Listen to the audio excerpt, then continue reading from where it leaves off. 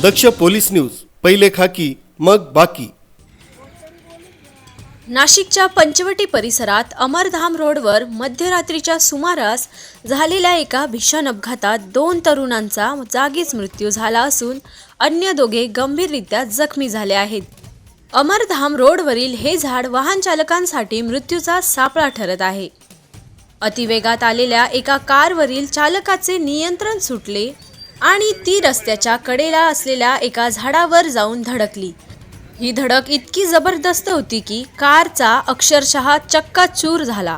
या अपघातात कारमध्ये प्रवास करणाऱ्या 2 तरुणांचा मृत्यू झाला।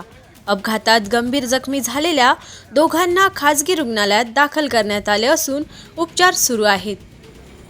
या घटनेनंतर स्थानिक नागरिकांनी तीव्र संताप व्यक्त केला आहे। अशा बेदरकारपणे वाहन चालवणाऱ्या चालकांवर कठोर कारवाई करावी, तसेच या भागात कायमस्वरूपी वाहन पोलीस तैनात करण्याची मागणी नागरिकांनी केली आहे। आरबी न्यूजसाठी मलिक शेख, मोखाडा।